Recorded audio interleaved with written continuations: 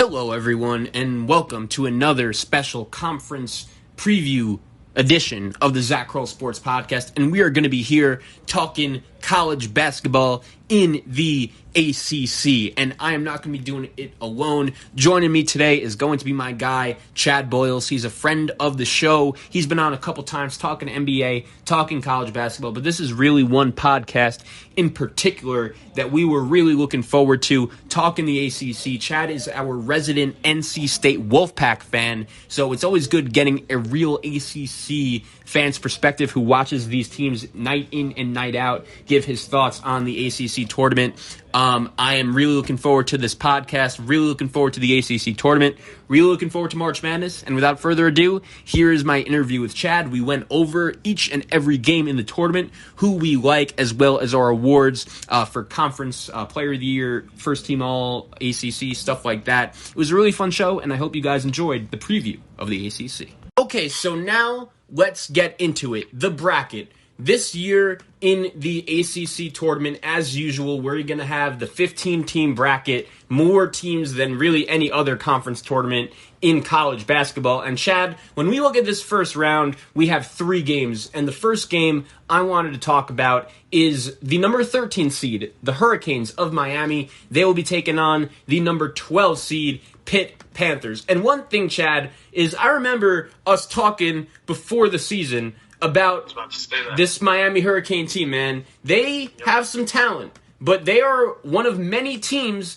that I think that has been really affected by COVID. They've had many pauses, and at the same time, they've had some tough injuries as well, including to Chris Likes. We all know how dynamic of a player he is. They also have a freshman, Earl Timberlake, who really did not play much this season, really wasn't able to make an impact. But at the same time, there are some dogs on this team, and we both love Isaiah Wong. We just know how talented and dynamic he is. Harlan Beverly has really made some progress as he gets older, as he gets more experience in the Hurricanes program. McGusty's been there a couple of years now, and Miami has some talent here. Nasir Brooks, the Cincinnati transfer, as well. But at the same time, I feel like if you're a Hurricanes fan, there is some good reason to be, I don't want to say upset, but a little bit concerned where the state of this program is right now when you consider the fact that this is going to be most likely the 3rd year in a row that they would not qualify for the NCAA tournament. Jim Larrañaga's an older coach. I'm starting to wonder how many years he has left. So if you're a Hurricanes fan, what is your current state of the program right now?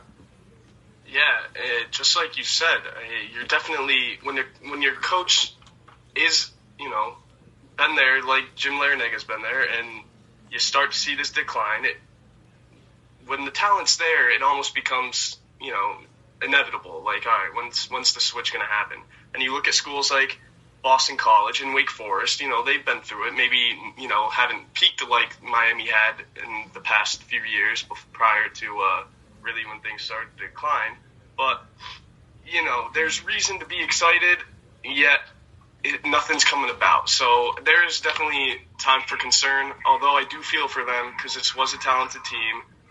It still is a talented team and just could never get, a foothold because of the injuries. And, we never really saw them at full strength. So it's tough. But, yeah, I'd have to agree with everything you said in terms of, becoming kind of a when kind of thing. Yeah, dude, I agree. And mainly I agree with the point you made about the talent. And I do think that a lot of times coaches will use excuses of injuries and like, it's like, come on, like, right. You just could have easily won a game. But Miami, they've had so many players miss a decent amount of games. And in a COVID season when it's hard to gain chemistry, when you haven't really had that normal amount of practice time in the offseason that you usually do, it's tough. Miami, they had some nice efforts this season. It wasn't a great year for the Canes, but they had a nice comeback win against Purdue. I remember watching them against your NC State team. That was one of the better games they played all season. Yep. Had a win against Duke as well. So the Hurricanes, they have some talent here. They have their good days. They have their bad days. They're going to be taking on the Pitt Panthers. And Chad, it is funny because I remember about midway through this ACC season, I was looking over at the bottom of this ACC, and I was like, wow, Pitt is actually making some progress here. For the first time under Jeff Capel, I could see a vision of Justin Champagnie, one of the best players in the ACC. I love his game. He's phenomenal. You look at Xavier Johnson and Audis Toney, those guys were there. You had the kid Odukale, who's developing. Nike Sabandi, the transfer who got eligible right at the midway point of the season. They had some guys here. They beat Duke. Pitt had some big wins. And then all of a sudden, two of their better players, Johnson and Toney, announced they're leaving the program. There's a good chance Champagnie could be going to the NBA as well after the season he had. So if you're a Pitt Panthers fan, I mean, it's been a roller coaster season, and now you're kind of shell-shocked. I don't really know what this program's vision now is, because this is now two really good players that have left, and you include Trey McGowan's, the former point guard who transferred to Nebraska last offseason. Why are all these good players leaving Pitt? That's a problem. Yeah, it is. And, it brings up reason to question sort of like the Larinaga situation, but in a more kind of concerning way, in that you're losing these guys and this is happening, and it leaves the state of your program in question. They're very similar in Miami in terms of their talent, and the kind of culture that they're building is visible. Like, you see the guys that they bring in, you see how they want to play, and it's just very questioning, concerning, and I'm sure it's something we'll hear more about as time progresses. But yeah, listen to these numbers. So they beat Duke on Tuesday, January 19th. At the time, that made them 8-2 overall and 4-1 in the ACC. Think about this. Pitt got off to a 4-1 start in the ACC, including wins over Duke and Syracuse twice. Right. And then, since that game against Duke, they are 2-9. Can't happen, bro. Like, where's the progress? Right. And it is that, when you have so many things going around your program, and, as being as talented as Justin Champagnie is, the pressure can't fall on his shoulders, and there's got to be some sort of relief there for him. He's going to get his, but now it feels like you think of Pittsburgh Panthers basketball and you think of Justin Champagnie, and I'm sure as talented as he is, you want to have a culture and you want to be built around him, and they're just not. They're failing him, quite frankly. Yeah, dude, I agree. As I mentioned before the show to you, Chad, I am doing for each of these conference tournament previews ACC awards, giving out first-team all-conference members. So even though Justin Champagnie was on a terrible Pitt team that ended their season off poorly, he did make my first-team all-ACC squad. And it's just unfortunate because I think that Pitt could have been more relevant this year, and really, when you look at their future next year, it is unknown what to expect. I'm going to take Miami in this game. I am going to rely on their talent. Larinaga has had some success in the ACC tournament. They played earlier this season. Pitt won in Coral Gables by 15. Chad, who do you like in this one? I'm going to take Pittsburgh, and I think it's going to be gritty, and I think if their guards can get it done and match Miami's, I think they'll be in good shape. I'm going to give the edge just to Champagnie here, and I'm going to give Pittsburgh a win. Interesting. I do think Pitt is the tougher team, and if they want to win this game, that is going to be the way they're going to do it. But it's interesting, man, because these two programs have been at the bottom of the ACC for a while now, and it will be curious to see how that game goes. It's just unfortunate that those two guys left Pitt, because I really did think earlier in the season Jeff Capel was building something. But moving on to the next game, the number 15 seed, the Boston College Eagles, they'll be taking on the number 10 seed Duke Blue Devils. Yes, we said that right. The 10 seed brings a smile to my face. The 10 seed Duke Blue Devils, and it has been a crazy year for Duke. But before we get into Duke, because I know we're both going to have a lot to say, I wanted to talk briefly about Boston College, because let me say this, man. I'm not going to come on this show and say to you, Chad, that Jim Christian was a good coach. I mean, obviously, he wasn't special. He wasn't really making a difference as the head coach of Boston College. But at the same time, what I also will say is this. I don't think he deserved to get fired midway through the season, especially when you look at the position the Boston College administration put him in. Look at this non-conference schedule for Boston College, Chad. Villanova, Rhode Island, St. John's, Florida, Minnesota. They went 1-4. And that was lucky to get that one win. In the ACC, they finished 2-11 with wins over Miami and Notre Dame, and it's unfortunate because there was some talent on this team. Winston Tabbs, he transfers to St. Louis, I believe it was, but he leaves the Boston College program. That is unfortunate. And Jay Heath is a good player as well, but it was another season for Boston College. I think Jim Christian, his tenure was kind of screwed when the two kids, Robinson and Bowman, both decided to leave early. And unfortunately, a program like Boston College that rarely has two NBA talented kids like that, when they leave early, it's just so hard for them to recover. Right. And, the situation you said regarding Jim Christian was spot on. I mean, not only was that their schedule, but they didn't play poorly in those games. The only game they got blown out was, I believe, to Florida. They lost by like 20, 25 or 20, something like that. But they played well against Villanova, probably a game they should have won. And, when you're a Boston College team, you don't fire your coach in the middle of the season, I don't think. A COVID season, nonetheless, You let it ride. What's the damage going to be if you let him, get those games in? I mean, just let's bring in this new coach who has never coached in an ACC champion or an ACC tournament before. The least they could have done is, given him the tournament. And why couldn't they have beaten the 10 seed? I won't say Duke, but, the talent they have is there. They're in a very similar spot to the teams that we mentioned prior. And it's just difficult. And I don't think it's right because, like you said, is he a good coach? No, but he's been there and he's got the guys. So you don't fire him midway through the season just so you can take that step back rather than finish the season on any sort of high note should there have been one. Now, I don't know if I'm putting you on the spot right here, but I'm going to throw one at you. In terms of the next head coach for Boston College, is there anyone that comes to mind? Because I'm going to throw a couple names at you. Tell me what you think. I know geographically this wouldn't make the most sense, but one name, if I'm Boston College, I would really look into is Craig Smith, the head coach of Utah State. When I watch the Utah State Aggies play, they are always very fundamentally ready to play, and I feel like they would be dominating the Mountain West if they had better players. They're always very fundamentally sound. He led them to a Mountain West title 2 years ago. He has them right on the edge of possibly making the NCAA tournament this year. That is the first name that comes to mind. Porter Moser of Loyola Chicago is the other one. We know what he's done getting them to the Final Four a couple of years ago. And there is an assistant in the NBA. I believe he's on the Sixers staff. I'll give you his name, a Boston College alum that was in the news as well. Are there any guys that come to mind for you as a possible next head coach at Boston College? I haven't really given it any thought, and there are a lot of good mid-majors, especially in the Northeast, that, their coaches could look at that. I haven't given any thought specifically. I look at a team like... Northeastern or something. Yeah, like a Siena. Like, Siena's been playing well the last couple of years. Maybe, that's the kind of guy, Carmen, I'm not sure how to pronounce the last name, but, I watch a lot of Siena. It's a good team.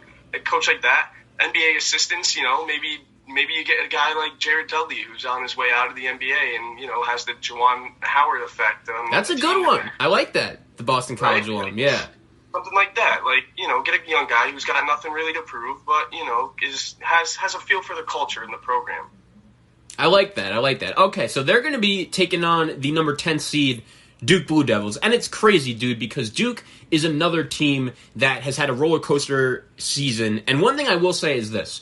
At the beginning of the season, I was very strong. I felt very strongly about the Duke team. The reason why they were playing so bad was because they're obviously a team full of freshmen. And Coach K, I don't necessarily know if he wanted there to be a college basketball season this year. He decided to bring his team back later than any other team in the ACC and most other teams in college basketball in like late August. We all know what happened after the game against Illinois when he went on that tangent. He cancels the rest of Duke's non-conference schedule. But all of a sudden, as bad as those times were for Duke, they had some moments. They had a nice blowout win over Clemson. Jalen Johnson leaves. They have the win over Virginia, and we're sitting here asking ourselves, is Duke better without this guy? And Duke did all of that work to play themselves right near back to bubble contention, and it just comes free-falling down, and it came to rock bottom as they really just didn't show up on Saturday against North Carolina. And it's unfortunate, dude, because there are some guys I like on this team that are talented,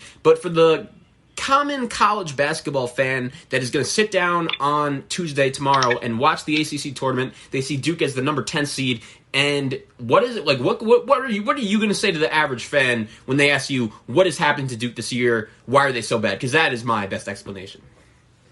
I tell them, hey, listen, in a year of uncertainty and unpredictability, this is a team typical to as any Duke team. Got the recruiting class, and with the time limited, probably to COVID, maybe Coach K didn't get a foothold in talking and, organizing them the way he would have liked, like he did with his previous team. They have holes, but the talent was always undeniable. Like, that goes without question. This is a team that, although they got Stewart and although they got Jeremy Roach, their guard play has been subpar. And that being said, they do have the talent, and Matthew Hurt was your most improved player, I believe. I would stick with you on that one. I agree. But, this is a team that just everything that could go wrong went wrong. But, when you get a lot of talent on teams and COVID happens, that you're suspect to that. So. Well, it's funny, Chad. Matthew Hurt, he actually did make my first team All-ACC squad. But he was not my most improved player. I'll tell you when we get to his team who my most improved player was. We'll see if you'll be able to figure it out. I have a feeling you'll like the pick. But Matthew Hurt has had a phenomenal season. He is much improved, and I think he's been fine taking that role as Duke's go-to scorer. I think he's really made a nice decision deciding to come back to school. Like, as an NBA prospect, his stock has really risen. I'm starting to see now the flashes of what made him a top 10 recruit coming out of high school. Absolutely. He's got NBA written all over him, and it was a good decision to stay. Too many guys don't do that. But, and now teams know, this is a guy that's taken on an enhanced role and had a lot of turmoil and has played well. So, yeah.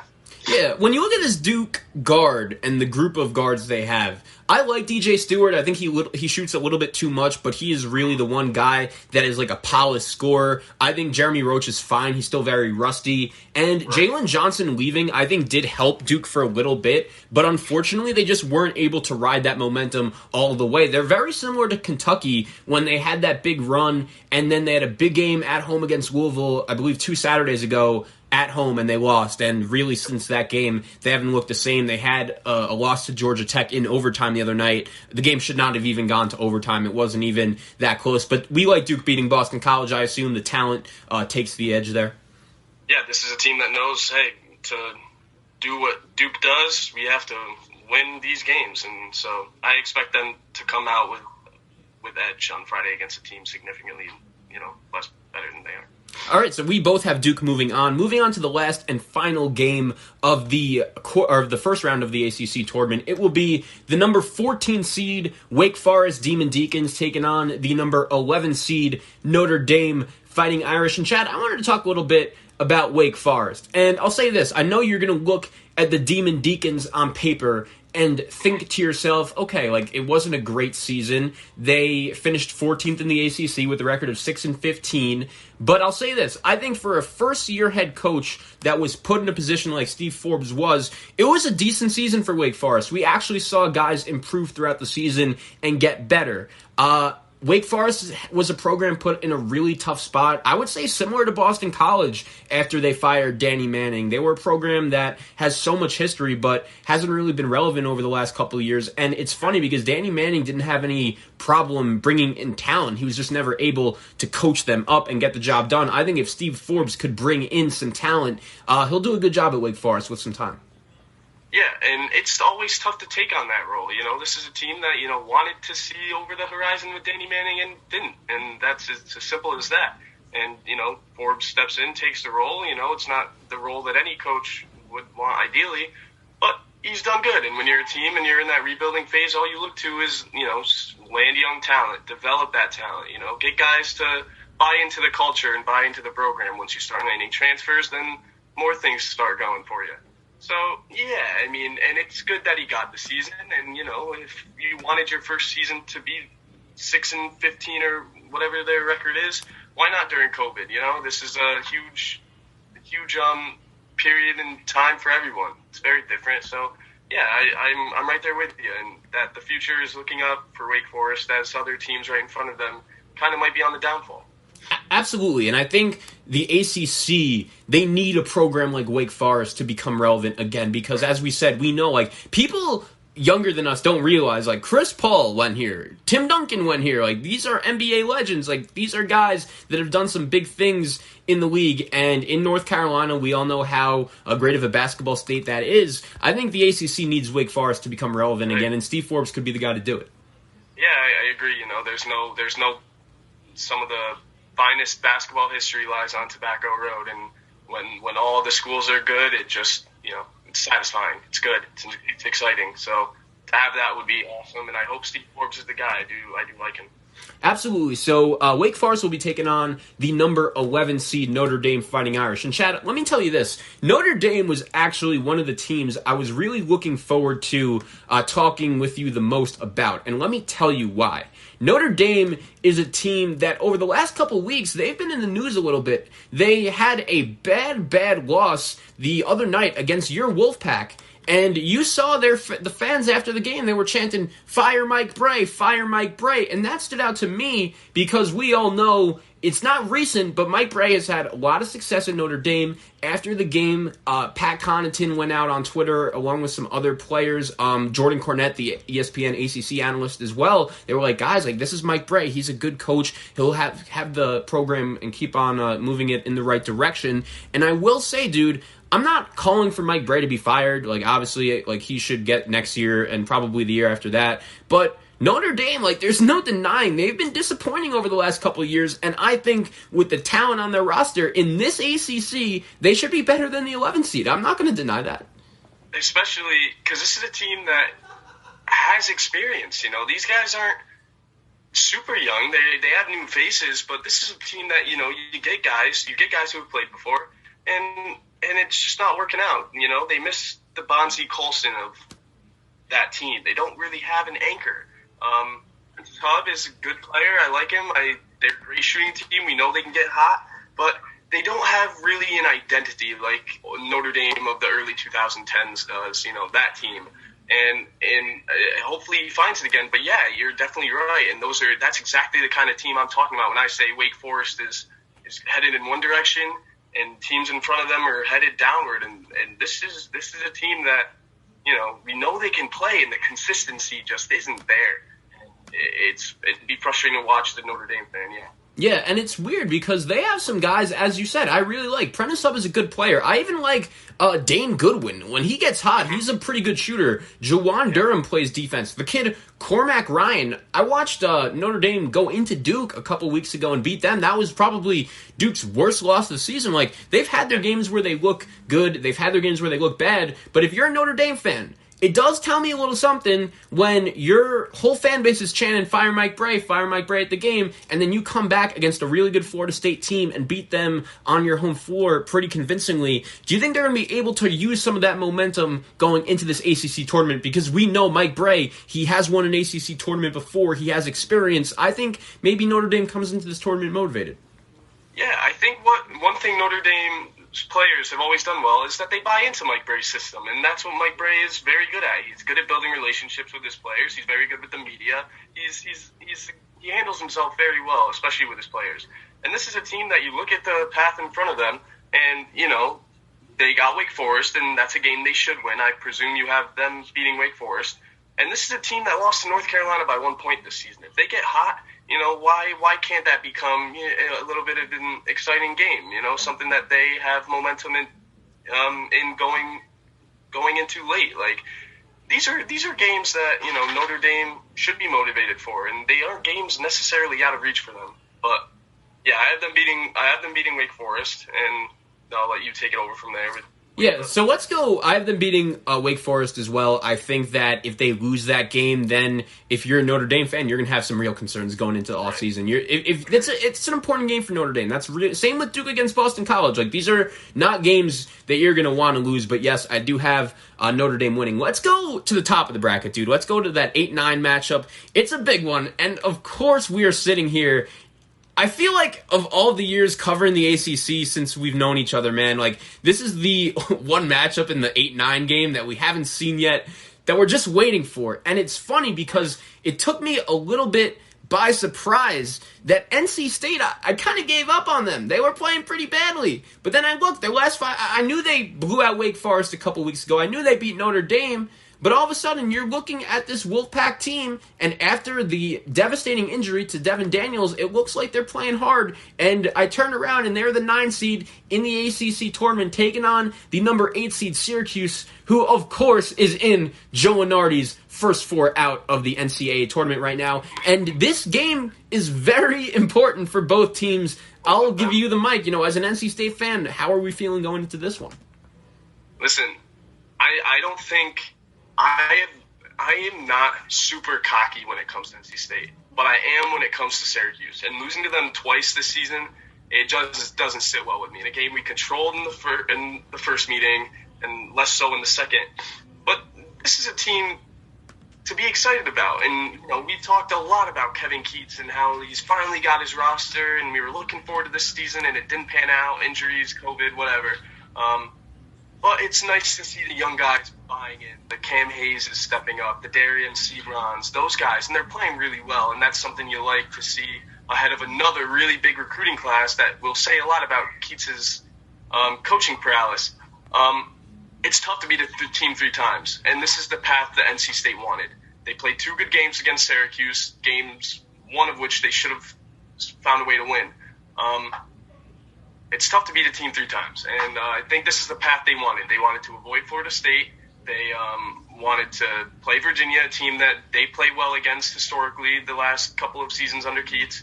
But it's tough, and this game means just as much for Syracuse as it does for NC State, if not more so, because they are sitting on that more of a bubble position. It should be a good game. I'll let you say what you want to say and predict first, because I'm still trying to think a little bit because I hate to chase anything, but take it.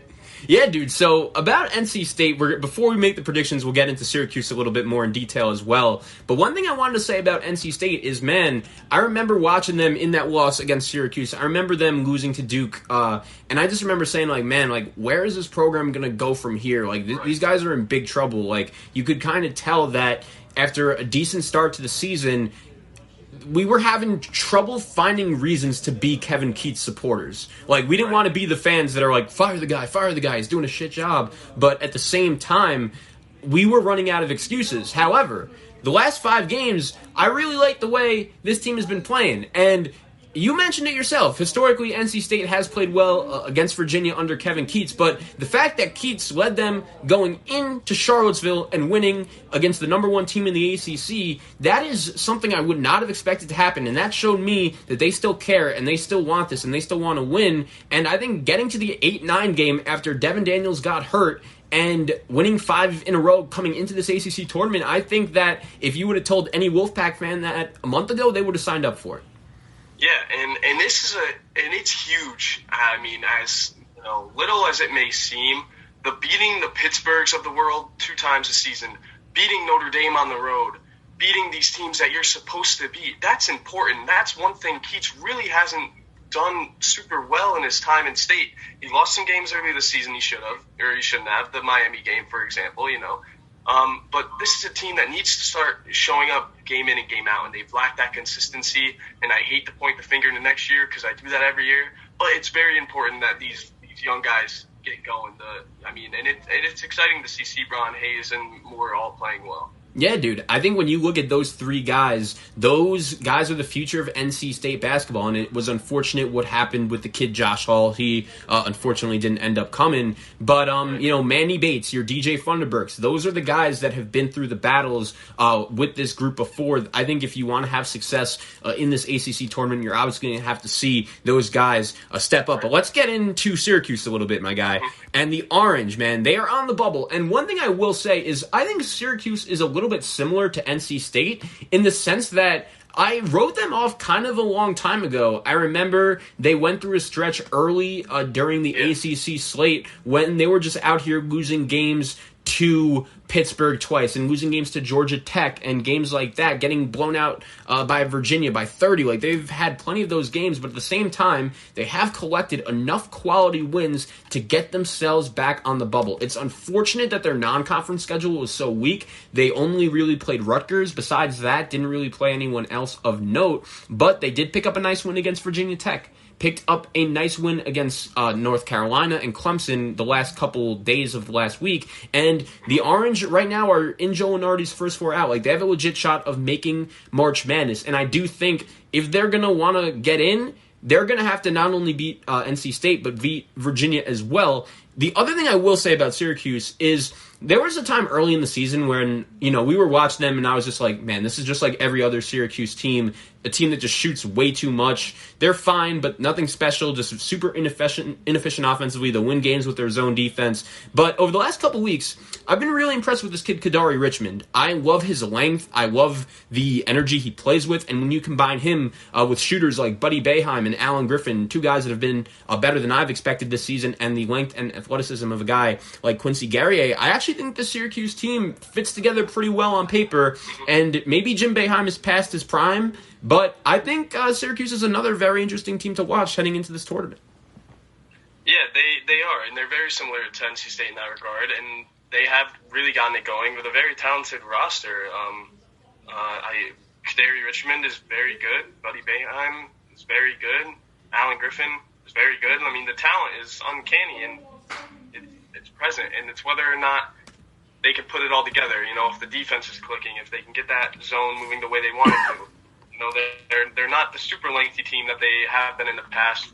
So it comes from within, and the effort and the willingness to buy in, and then shooting on offense. If they're hot, they're hot, and they're a team that will beat you from deep if they're feeling that way.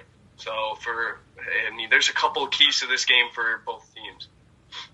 Yeah, and I think when you look at this game, man, it is the most important game of this ACC tournament for both teams. If Syracuse loses this game, I think we could both agree they have no shot of getting in. But I remember I started off this show asking you about Pitt and Miami and asking you, okay, if you were a fan of either of those two teams, what would your feeling be on the trajectory of a program? Let me ask you that same question, but in a Syracuse sense. Because, dude, we both are upstate New York residents. We know how important Syracuse basketball is to the community, and we know how beloved Jim Boeheim is, and he's had an unreal career. But at the same time, do you think Jim Boeheim maybe has been losing a little bit of his luster? Do you think that his time may be coming to an end? Because there have been many times this season where I've watched Syracuse, and I'm not saying he's done a bad job. I'm just thinking, okay, he's been here so long, maybe it's time for change. And people don't realize how great of a job Syracuse is with the resources there. If you were a Syracuse fan, based on this season, the ACC Tournament is going to tell us a lot,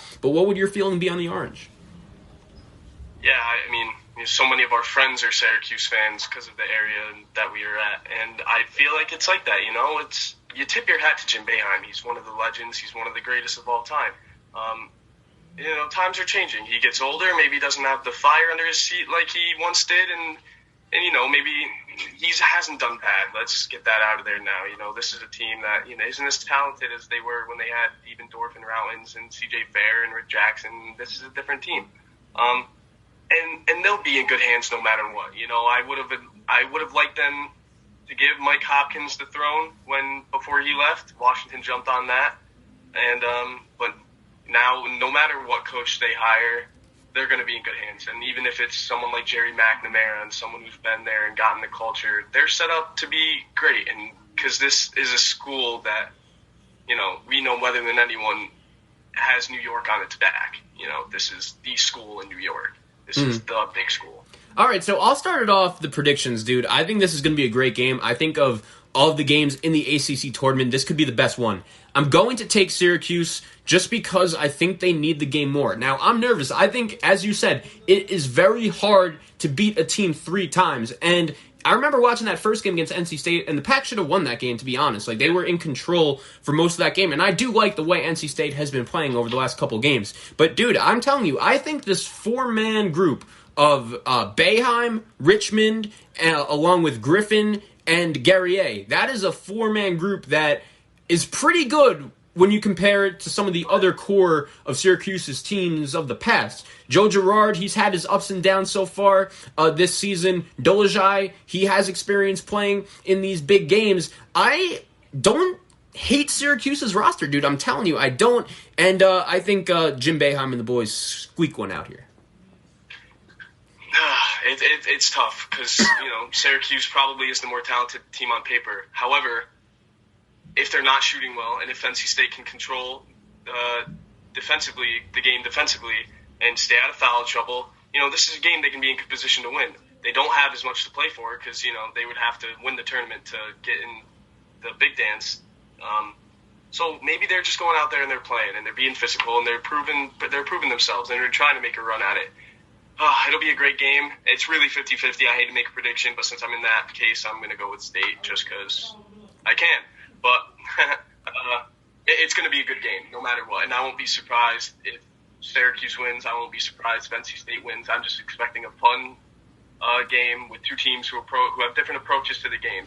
And dude, you got to love the 8-9 noon start, NC State Syracuse playing for all the marbles. I love it. I can't wait, man. I'm excited. And in Greensboro, maybe NC State they are allowing a partial number of fans in there, right? So, their women just won the ACC Tournament, so maybe they got a little bit going for them in Greensboro. Who knows? Yeah. That's what March is all about, man. But let's move on to the next game. I had Miami, you had Pitt, moving on to take on the number 5 seed Clemson Tigers. And it's funny because the Tigers were a team that started off this season red hot. They were all guns blazing, and they looked really good. And I was very high on them. I had them in the top 10 of my top 25 at one point. And I am not going to diminish them. They've had a really good year compared to my expectations, but I think that over the last month or two, they have been kind of coming back down to the mean a bit, and I'm curious to see if they could take advantage and build some of that momentum that they had from early on in the season going into the ACC Tournament. Now, this game, once again, I had Miami winning against Pitt. Chad had Pitt. But no matter who plays Clemson, Chad, when you look at this Tiger team, if you were buying or selling your stock on them, how do you feel about them now? Because I feel like they're going to be a team that a lot of people are going to look at in their March Madness brackets and see them as a 6 or 7 seed and say, okay, Clemson, that's not a basketball school. Maybe they could get upset early. But at the same time, they have some pieces on this roster I really like. Yeah, and this is a well-coached team, a very physical team, a team that has a system and sticks to it and buys in. They're physical around the rim. They got guards who will press you the length of the floor, and that's what Clemson is. They can shoot very well. They got great shooters on the team. We got who's the one transfer there that we love. Honor, Nick Honor, yeah. Yep, they got guys, and they're a program that you look at the Wake Forest and the Notre Dames and the Miamis and you look at Clemson and you're like, you know what, we should model ourselves after that, the way that they've done. Same thing with Georgia Tech. These are schools that, had systems, players bought in, schools bought in, and the success has been there ever since. Yeah, if Clemson is out here making the NCAA tournament 2 out of every 4 seasons, there's no reason why any other Power 6 school shouldn't be out in here making the NCAA tournament 2 out of every 4 seasons. But Chad, one thing I will say is Clemson is a very experienced team, and I don't think enough people realize that. When you look at Amir Sims, Alamir Dawes, Clyde Trapp, and then you add a transfer like Nick Honor and Jonathan Bayar, Alex Hemingway, lights-out shooter. You also bring in the freshman P.J. Hall. John Newman is another guy that was on the team last year and has been with this Tigers team for a while. I think that when you look at Clemson, that experience and that continuity has helped them and has contributed to the season they've had so far. I think they use that and are going to beat Miami. Do you like them over Pitt? Yeah, they're too aggressive and too talented on top of that. And I feel like this is a real dark horse contender to win the tournament. I wouldn't say that they will right now, but this is a team going into it that they can beat you by 20 and they can do it fast. And no matter who you are, you got to bring your best game when you're coming to play Clemson. So we both have the number 5 seed Tigers moving on to take on the number 4 seed Georgia Tech. Let's move on to the next game. Duke, we both had them beating Boston College. If they do win that, they will be taking on the number 7 seed Louisville. And Chad, I'll say this. I think Louisville has been a team that not enough people are talking about. And I'm not sure in what way, because I feel like I'm higher on Louisville than most. I think they are a team that when I watch them, they're like about a 9 or 10 seed, but there are some people that have them just above the bubble right now. And I think they're comfortably in the tournament. Obviously, I think, if they lose to like a Boston College or a Duke, they would be in trouble, but we have spoke about this so far. It's hard to beat a team 3 times. Louisville has beaten Duke twice already so far this season. The Devils are really going to need this game, obviously, assuming they get there. Do you have Louisville on the possible upset alert against Duke? 100% upset alert. This Duke team, with the best coach in college basketball history, arguably, knowing what they got to do and knowing that they are representing the biggest basketball school probably ever. They're going to come out and they're going to have a game under their belt. They've lost 2 games to Louisville by combined 12 points. They've been close games. And it's Louisville's going to have to play well. I do have Duke winning this game. And yeah, that being said, Louisville it's been a weird season for them, losing games by 30, maybe winning some games that have been very impressive, beating Duke twice, that sort of thing. You like Carlick Jones. We know that the talent they have is there, but yeah, I do have them on the upset alert. I do have to win that game. Wow. So a couple of things to start off. For each of these conference during the awards, I'm giving out a most disappointing team award. Kind of goes without saying, giving that to Duke. We all know how disappointing they've been. But also, I'm curious for your opinion on this, Chad. If you had to vote for the ACC Player of the Year, who would you vote for? Because if I had a vote, I would vote for Carlick Jones of Louisville. I love what this guy has done, and I'll admit, there are many times where we see a mid-major player come to the ACC, right? You remember, I believe it was last year, North Carolina brought in the 2 kids, Pierce and Keeling, from, I believe it was 2 Big South schools, and they really struggled, and it was evident when we were watching them, they were struggling adjusting to the physicality of the ACC.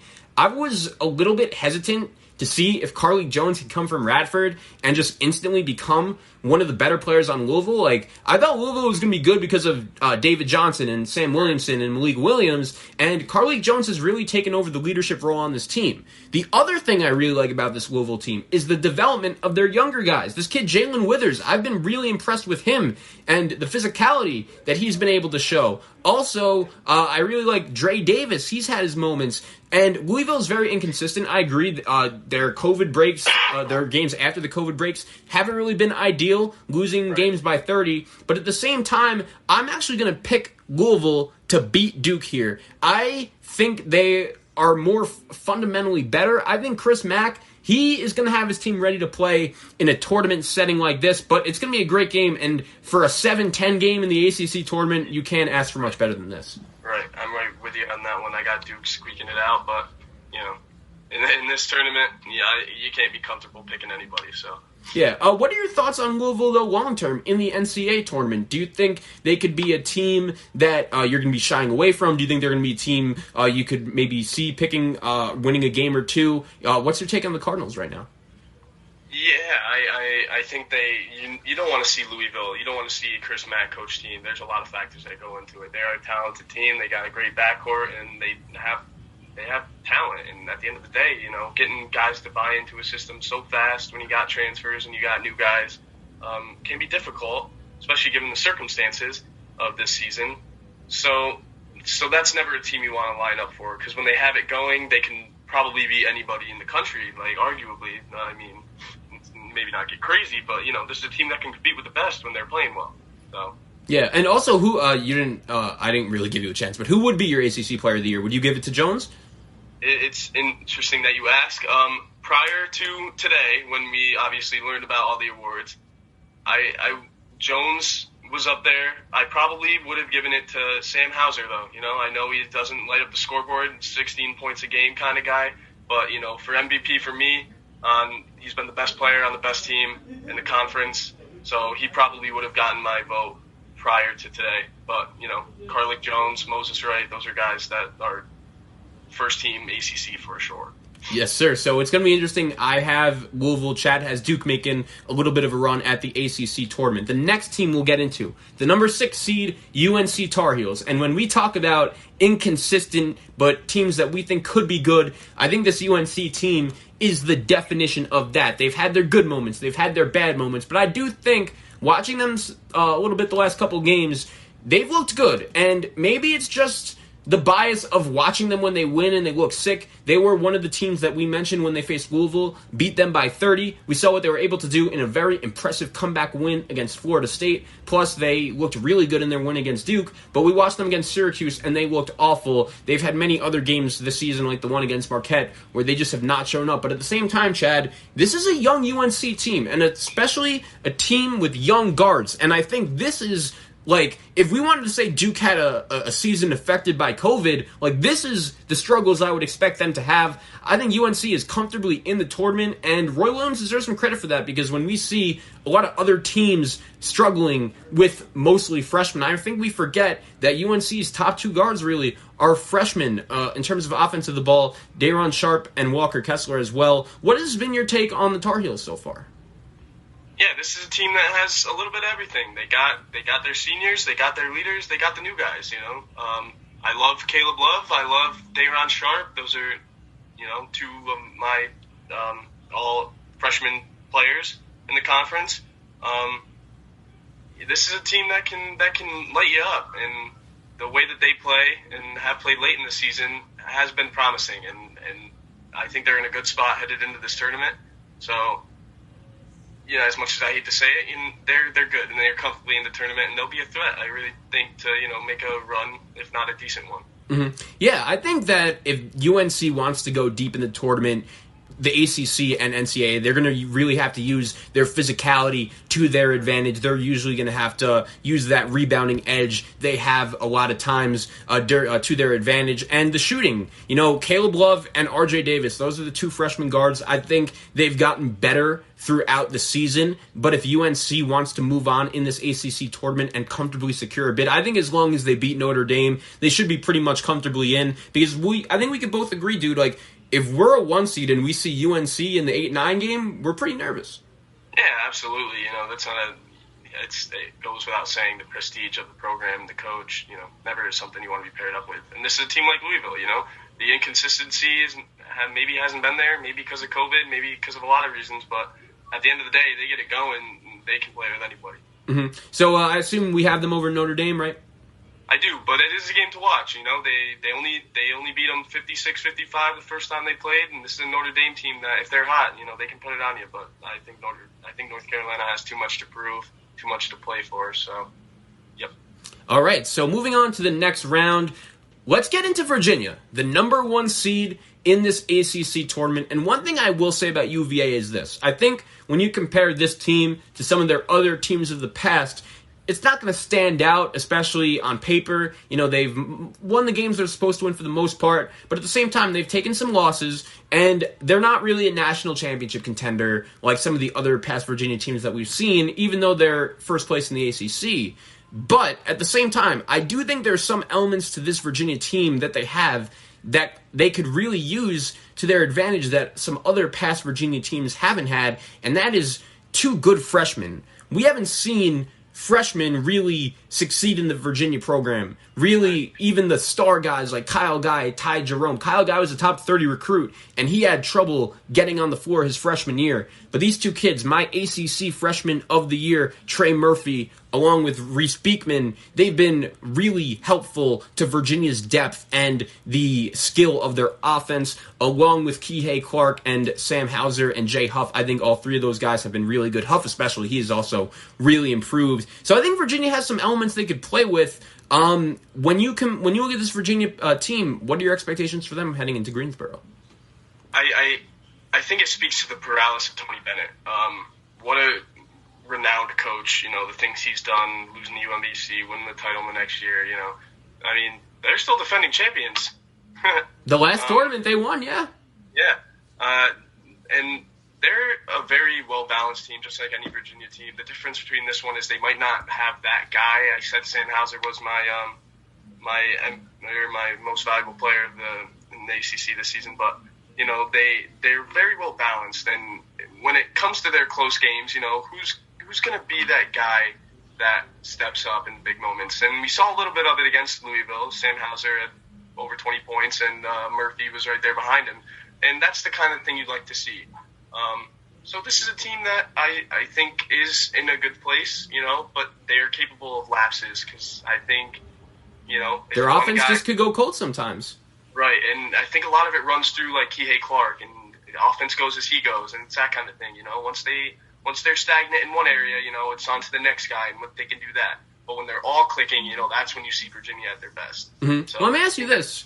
Look out for. I know this could be a hard question because you look at the standings. Virginia won the ACC. Did Virginia live up to your expectations that you had for them in the preseason? Because I had them as a top 5 team, and I guess when you look at it, they're nowhere close to that. So that could be a little bit of a disappointment. But at the same time, I don't want to say they've had a bad season by any means. You know, we forget that Tony Bennett even lost some talent from last year's team, as important as a guy like Diakite was, and Braxton Key as well. So when you look at Virginia from that perspective, what are your thoughts? It's weird, you know. You're not really sure how, you know, guys are going to fit in, how the freshmen are going to do. So you hear Virginia, you know how good Tony Bennett is, and you kind of have these expectations for him. And, you know, I think he's done great with managing that and building off of it. So it's tough to say, you know. I had Louisville winning the conference in the preseason, and that didn't quite go to plan. So I think they had a good year, something they'll take during the COVID pandemic and all that. So now it's the big, and this is a good game and a big game for them. Yeah, I think if Virginia wins, they should comfortably be on at least the 6th line at the worst if they lose in the quarters. But I do like Virginia to beat Syracuse. I do not think Syracuse is an NCAA tournament team as great as it will be. And I do think they could cause maybe some problems for Virginia here. You know, their defense is obviously very stingy. Syracuse has had some success against Virginia in the past. You know, talk about, you know, this game from both perspectives. If it is NC State, what would your expectations as a Pac fan be? And if it's Syracuse, if you're an Orange fan, what would your game plan be going in to try to slow down this very good Virginia team? You got to frustrate them, and you got to stop them on offense. You know, Virginia's going to show up on defense. That's already determined, their ability on defense. So you got to get in their way too. That's what NC State did very well. They create turnovers. They're pressuring Kihei Clark and the guards and making them make decisions. And that's the kind of thing that, you know, will get you results against good teams. Virginia prepares well. And I remember being in the same place 2 years ago when State played Virginia in the 8-1 matchup. And it was a great first half, and they ended up losing by 20. This Virginia team's good. I don't think either team's going to beat them. And for Syracuse, it's much of the same thing. They don't play the same defense as NC State, but their philosophies on defense are similar. You know, one plays a 2-3 zone, the other one's switch everything, high pressure man. But the concepts are the same. You know, this is the defense we play. We're trying to disrupt your offense. This is how we're going to do it. And that's big. And then on offense, I mean, if you're playing good offense, that's the best thing you can do against Virginia, because that's where their strength comes from. So if Syracuse shoots the ball well, if NC State shoots the ball well, good things are capable of happening. I do think either way, Syracuse or NC State, it will be a good game, and I think it'll be one that comes down to the wire. Once again, dude, I was impressed with how your NC State Wolfpack, they went into Charlottesville and they were able to get the job done. That was a win that, to be honest with you, I didn't necessarily think they were capable of getting, but that showed me a lot, really, for both teams. Virginia also, they lost to San Francisco early in non-conference play. They almost lost to Toledo in non-conference play. They've had some questionable losses. I'm curious to see if a team like Syracuse could maybe take advantage of that. Moving on to the next game, dude, I think of all of the games in the ACC tournament that could possibly happen, this is another one, like Syracuse, NC State, super even. Number 5 seed Clemson, number 4 seed Georgia Tech. And Chad, it's funny, because it was only a couple weeks ago when I was here watching these two teams play. It was on a Friday night, and Georgia Tech went to Clemson. And Georgia Tech should have won. They really were the better team the whole way. And Clemson had a late comeback. Nick Honor hit a buzzer-beater 3 because Jose Alvarado, one of the best players in the ACC, a guy that if you're Josh Pastner, you want at the free throw line in the big moments. He missed 2 big free throws that could have iced the game. Clemson takes advantage. And since that loss against Clemson for Georgia Tech, they have been actually playing some really good basketball. They haven't lost since. They've won 6 games in a row, including wins over Duke, wins over Syracuse, a road win against Virginia Tech. And Chad, I got to be honest, I think Georgia Tech is very capable of winning this ACC tournament. I really do.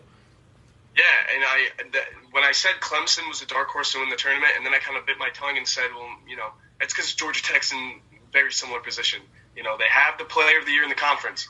They have the defensive player of the year in the conference. That's awesome. When's the last time you saw that coming out of Georgia Tech? It is awesome, and I love it, and they're so good, and I'm so happy because I feel like the last few years we say every preseason Georgia Tech could be good. They could be good. They've had this crew, and they're bringing them up, and they could be good, and they've always kind of fell short of that, but now it's not. It's time. It's seniors are now seniors, and these guys are your leaders.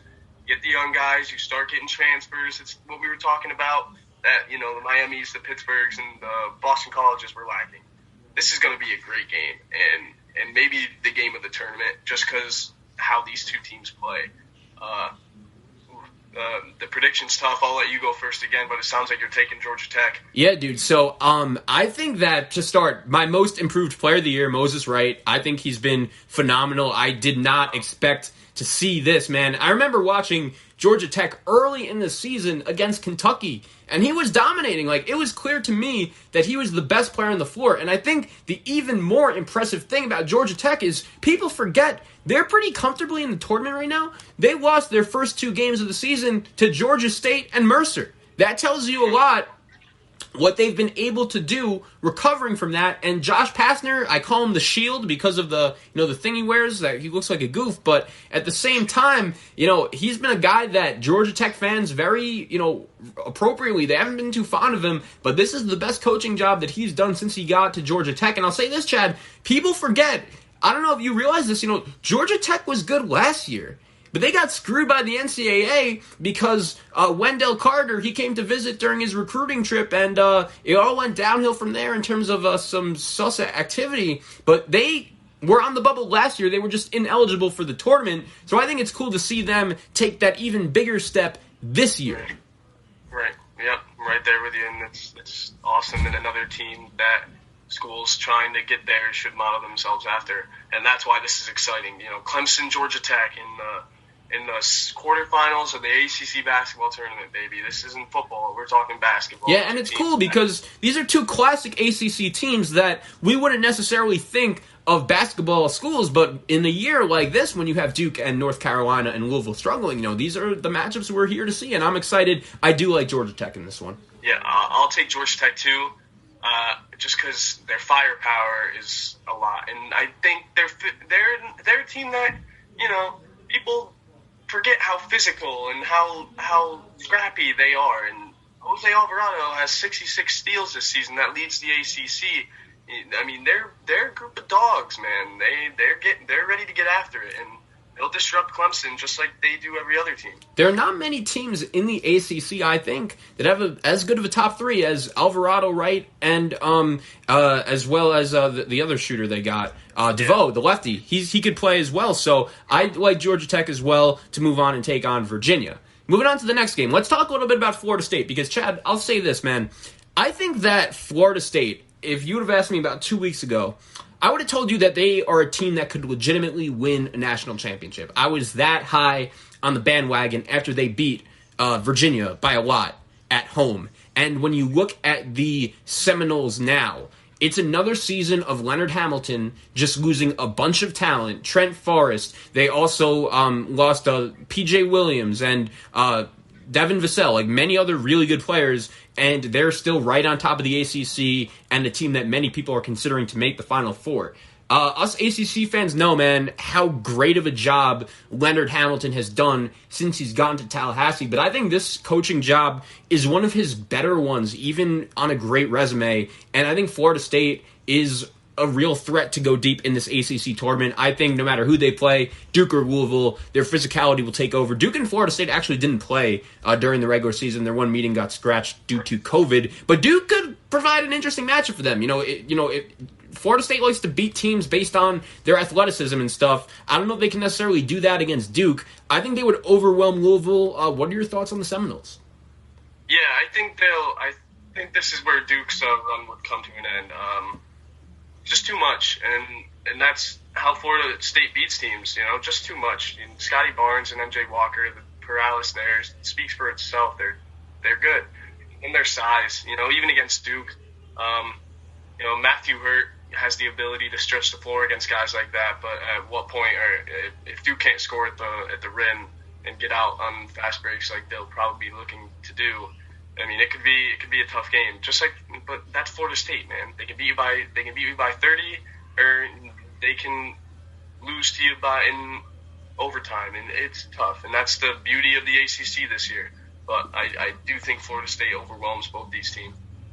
Yeah, dude, I agree. I think the depth of this Florida State team also is what makes them impressive, and their shooting ability. Like, they have 4 or 5 really good shooters: MJ Walker, Anthony Polite, Sadar Calhoun, that are shooting, really nice percentages and efficiently throughout the season. I love the amount of paths Leonard Hamilton has taken to get different types of talent into this program. I'm also a big fan of the big they got, Kaprivica. He is one of the more improved players in the ACC as well, and Scotty Barnes is phenomenal. He's exciting to watch. My one concern for Florida State is this, though, dude. The last couple times they've went away from the Tucker Center, they haven't played well. And as much as I love this team, man, like, it's not a great look going out there on Sunday playing for at least a share of the ACC title, and you lose to Notre Dame, especially last year. Like, Florida State won the ACC last year. It was about to be the second year in a row, and they can't get the job done. Like, that's got to be a little concerning, right?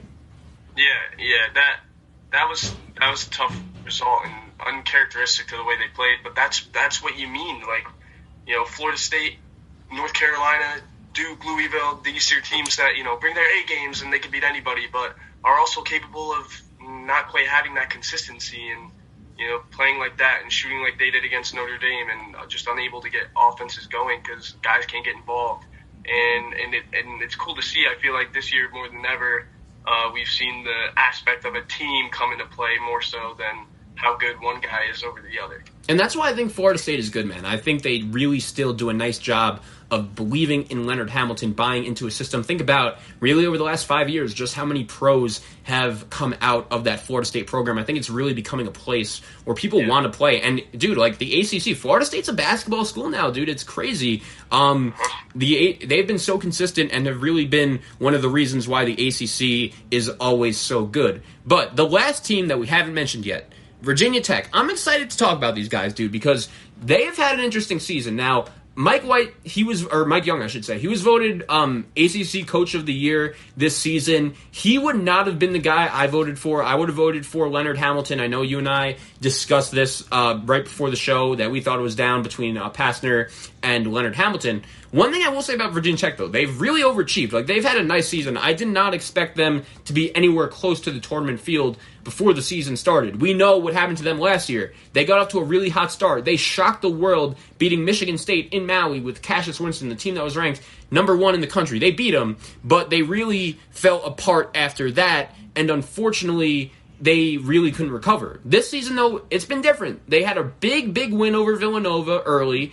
That was not a game they necessarily should have won. The refs were a little down the end, but they got the win.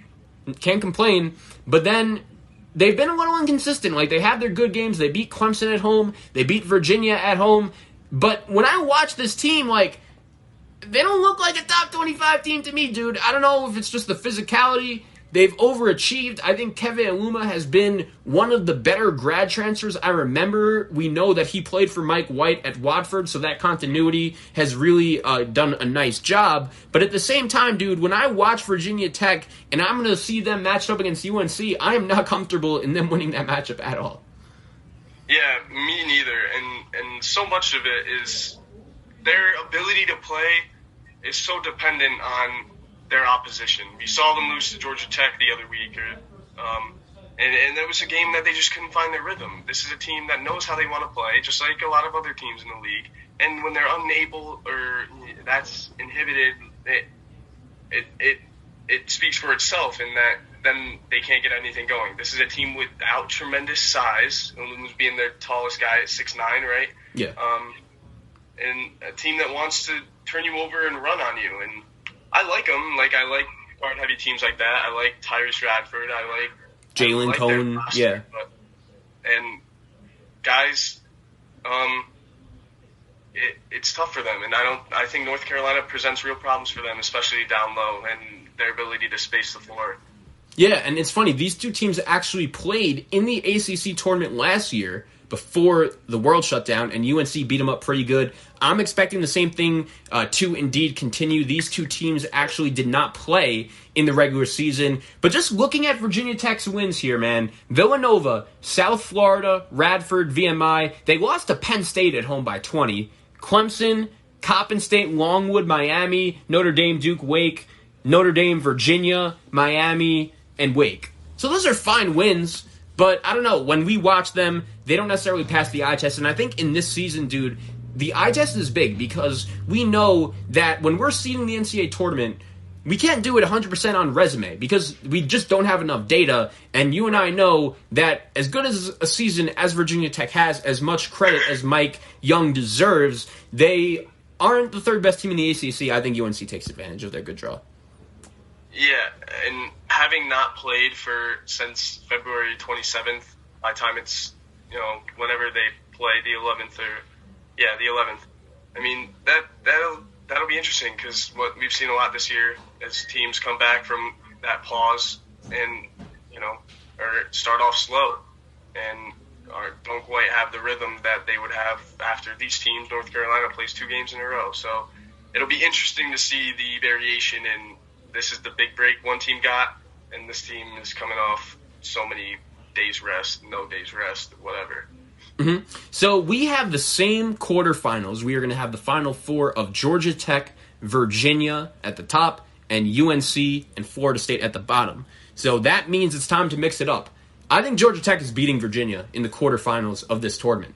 If you watch these two teams play the first 2 times they've played this season, as we've said many times on this show, dude, it's hard to beat a team 3 times. Well, Virginia beat Georgia Tech twice, and I'll admit, in Charlottesville, Georgia Tech should have beat them. Georgia Tech blew that game, and that's the thing. If you're a Georgia Tech fan, that has to be so frustrating that not only this year, but in years past, you've come very close to breaking out, but unfortunately, you haven't been able to get the job done by coming up close but short in big games, like that game against Virginia, like that game against Clemson. I think that Pastner has these guys playing really well. I think that you could make the argument that Georgia Tech, out of anyone in the ACC going into this tournament, they are playing the best basketball. I think Georgia Tech beats Virginia. Their defense slows them down. I think we've seen Virginia so far this season show us the ability that they could take losses to a team that they're better than, like Virginia Tech, like NC State. I like the Yellow Jackets to go to the ACC tournament final.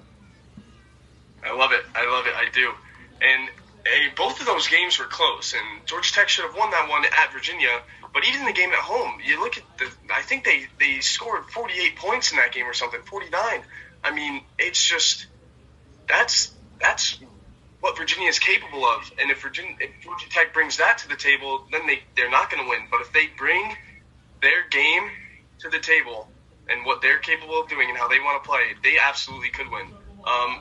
For the sake of not taking the same pick as you, I'm going to say Virginia wins this game in a close one, in a battle. But I love it. Yeah, I love it. I do, and I'll probably be rooting for Georgia Tech should that be the case, but I'm going to take Virginia. Just that, this is a team that is a team. They play 5 guys in the court. They're not going to mix it up. And you know how they want to play, and they're good at it. So what a great game that'll be, though. Mm-hmm. Another quick thing I wanted to mention about Georgia Tech is I feel like a lot of times as college basketball fans, I think Arizona State was this team last year, where we'll look at brackets from Joe Lunardi and people like that, and we'll realize that, like, wow, in mid-February, this team is nowhere close to the tournament, and we'll kind of forget about them. And then we turn around in March, and not only is this team in the tournament, but but they're safely in the tournament field. I think Georgia Tech, unless they really lose to like a Miami or Pitt, they should be in, and they right now are looking like they're avoiding Dayton. I'm curious to see this team in a 7-10 or 8-9 game, especially if they have some momentum building from the ACC tournament. I think they could be a team that people watch for the first time over the weekend during the ACC tournament, and they realize, like, wow, these guys could actually be a really good team and could make a run in March. 100%, and I think the guard matchup in that game is going to be so important, and who can win that? You got Kihei Clark, who plays one style, and Jose Alvarado, who plays another one. Two, renowned guards doing what they do best, and I think the winner of that matchup can dictate the game, because I think those are two offenses that are highly based on the production from their point guards. Mm-hmm. All right, so moving on to the other quarterfinals game, it would be the number 6 seed UNC Tar Heels taking on the number 2 seed Florida State Seminoles. These two teams played twice during the regular season, and the home team won each matchup. It was funny because these two teams played in Chapel Hill pretty recently, and Florida State, I remember watching that game, had a really good first half, really impressive, and they blew it in the second half. That was really that first game when I mentioned earlier in the show that Florida State had been struggling on the road a little bit, away from Tallahassee. That was really where their struggles started in that game against UNC. They were outscored by a pretty decent amount in the second half of that game, and I do think this is a matchup where, once again, physicality and rebounding, it's going to take... That's really who's going to win, because both of these teams are so physical, so athletic. I'm going to take Florida State to win this game. I like UNC, but I think Florida State's guards are a little bit more experienced. I think they're a little bit more physical and a little bit more ready for this game. And as good as North Carolina could be, they haven't shown me the ability so far this season that they could win 3 games in 3 days in a row. I'm going to take Florida State in this one. I agree with you on that one. Mainly what you said at the end, the consistency has been a big part for a lot of teams. You got young guys playing like that in success like they would be in that scenario. I just think Florida State overwhelms them just like they do in every other game against any other opponent. Their size it speaks for itself, their guard play, their experience. For North Carolina, I think a lot of it's going to be looking to establish their position down low and get out and break when you can. Get Caleb Love and get those other guys running and see if you can create something like that and let the shooters get into the game and things like that. But I think if Florida State controls the game how they want to control it, I think they'll win it. Mm-hmm. All right, so I have a final of Florida State and Georgia Tech. You have a final of Florida State and Virginia. I'll give you the mic. Who's winning the ACC tournament? I'm going to give it to Florida State. Same thing that we've said, teams in the ACC this year have especially struggled with consistency. I think in this case, this is a Florida State team that's going to be having a little flashback to the end of the regular season and feel like they let something slip away from them and might have a little bit of chip on their shoulder and have that edge. We know how good they can play. Their offense will be in full force that game, and their guard play specifically. I think if they can slow Kihei Clark and slow Virginia down and close out on the shooters and do all the things the dirty little things that they do right, I think they'll be ACC champions yet again. We were also able to see in the one regular season meeting between these two teams, Florida State really take advantage of their athletic advantage. I think that is a bad matchup for Virginia. I agree. I think if those are two teams that face in the ACC finals, I would give the edge to Florida State. I'm also going to give Florida State the edge over Georgia Tech. I think Georgia Tech is going to have a great run in this tournament. I really do. But I think that the Seminoles, if you remember, Chad, the last 2 ACC tournaments haven't really ended too well for Florida State. Florida State easily could have won the ACC tournament 2 years ago, but then Zion Williamson decided to suit up in the ACC tournament. We know what happened then. And then last year, they were the 1 seed. They were getting ready, and we all know what happened. They never even got a chance to play. I think Leonard Hamilton, he has 1 ACC tournament title in his career. I think that he's going to get number 2 this week in Greensboro. I think, as you said, Florida State's the most consistent team in the ACC, and they're the deepest team in the ACC. Between MJ Walker, Raekwon Gray, Anthony Polite, Scotty Barnes, Kaprivica, Raekwon Evans, Calhoun, Malik Osborne, even Wyatt Wilkes, very good shooter. They have some guys on this team that could do everything, and that is exactly how Leonard Hamilton has built his vision in Tallahassee. I agree with you. We both like the Seminoles winning this tournament. Yeah, a little bit of chip on the shoulder. Like I said, this is a team that I feel like has been disrespected by some, and let's not forget that they were one bad loss away to Notre Dame from being regular season champions. And I think if you're looking at two sides of the bracket, I think you want to avoid Florida State more so than Virginia. I think they present a lot. I think they'll be kind of angry. I think Leonard Hamilton thinks that he might have deserved that Coach of the Year award. And, when's the last time we saw this team win an ACC tournament? Michael Snare days. So, and this is a team that's better than that. So I think they're hungry and ready to defend what they had left on the table from last year. Absolutely. So before we get out of here, Chad, I just wanted to recap everything we went over. We both have Florida State, the Seminoles, winning the ACC tournament. And then for my awards, my player of the year in the ACC, Carly Jones. My coach of the year, Leonard Hamilton from Florida State. I think we've done a phenomenal job. Trey Murphy of Virginia, the freshman of the year. The biggest disappointment had to be Duke. Most improved player, Moser Wright. And then my 5 first-team all-conference selections, Louisville's Carly Jones, Florida State's MJ Walker, Georgia Tech's Moser Wright, Pitt, Julian Champagny, and Matthew Hurt of Duke. Chad, before we get out of here, man, any last comments on the ACC season, man? It's crazy. It's over. It went by so fast. And when we look at this conference, I know it was a little bit of a down season, but I think that if the teams that we expect to be good, like your Dukes, your North Carolinas, like if they could hopefully improve, as well as your teams like Georgia Tech and Clemson and Virginia Tech, if those teams could get good, I don't see a reason why your Miamis, your NC States, your Pitts, Notre Dame, Wake Forest, I don't see why those teams can't be good. So any last thoughts on the ACC? It feels like in the last couple of years, the pedigree has taken a kind of a step back. The conference has fallen backseat to the Big Tens, the Big 12s, and maybe even the SECs in terms of college basketball. This is a season where your grades aren't as great as they used to be, and even the best in the conference, maybe not what you expect. That being said, it's the ACC, and it's got so much history behind it, and me and you especially, we love to see the Georgia Techs and the Clemsons of the world become relevant again.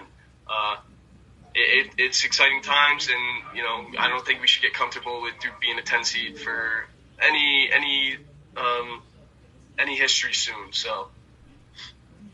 All right, Chad, I just wanted to say thank you so much for joining me today. I know it was a long one, and I'm sure I'll have you on the podcast as we get closer and closer to Selection Sunday and the rest of March Madness. Always good talking some ACC hoops with you, my guy. Yeah, ditto, man. Likewise. Enjoy the games. I'm sure I'll be texting you throughout, and Wolfpack Nation, baby. All right, have a good one, bro. I'll talk to you later. Yes, sir.